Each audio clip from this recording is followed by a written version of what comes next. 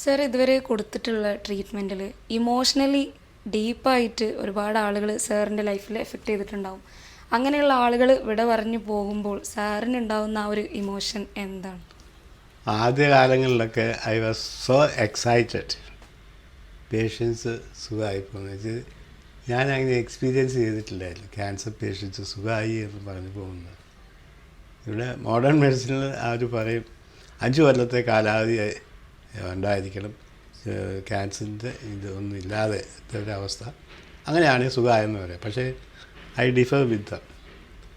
ഇപ്പോൾ ഒരു പേഷ്യൻ്റ് വന്ന് ഞാൻ ചികിത്സിച്ചു, അത് സുഖമായി എന്ന് ഞാൻ പറഞ്ഞാൽ അതിൻ്റെ അർത്ഥം ക്യാൻസർ ടോക്സിൻസോ അല്ലെങ്കിൽ അതിനുള്ള പ്രവർത്തനം കൊണ്ട് രോഗിക്ക് എന്തെങ്കിലും വിഷമം ഉണ്ടാകുന്നോ സാധാരണ രീതിയിലുള്ള ലൈഫ് സ്റ്റൈൽ അയാൾ ഫോളോ ചെയ്യുന്നുണ്ടെന്നോ ഉണ്ടെങ്കിൽ ഈസ് നോർമൽ.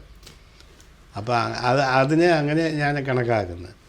അല്ലാതെ 5 കൊല്ലം വരെ നോക്കിയിരിക്കേണ്ട ആവശ്യമില്ല, അയാൾ സുഖമായില്ല, അതങ്ങനെ ഒരു സർട്ടിഫിക്കേഷൻ്റെ ആവശ്യമില്ല. ഇപ്പോൾ എൻ്റെ അടുക്ക 30-35 വർഷമായിട്ട് കൊല്ലങ്ങൾക്ക് മുമ്പ് ഞാൻ ചികിത്സിച്ച രോഗികൾ ഇപ്പോഴും ജീവിച്ചിരിക്കുന്നു. They are no more cancer patients. അതൊക്കെ എനിക്ക് കാണുമ്പോൾ എനിക്ക് വളരെയധികം ചാരിതാർത്ഥ്യമുണ്ട്. ആദ്യകാലങ്ങളിൽ വളരെ എക്സൈറ്റഡ് ആയിരുന്നു ഓരോ പേഷ്യൻസ് സുഖമായിട്ട് ഇങ്ങനെ പോകുമ്പം. പിന്നെ ഇപ്പോൾ ഇറ്റ്സ് എ കോമൺ തിങ്. കുറേ ആൾക്കാർ ചികിത്സ കഴിഞ്ഞ് പോകുമ്പോൾ സുഖമായിട്ട് ഇങ്ങനെ പോകുന്നു. എനിക്ക് വളരെയധികം സന്തോഷമുണ്ട്, ചാരിതാർത്ഥ്യമുണ്ട് ഈ ചികിത്സാ രീതി ഫോളോ ചെയ്ത് കുറേ ആൾക്കാരെ രക്ഷിക്കുന്നതിൽ.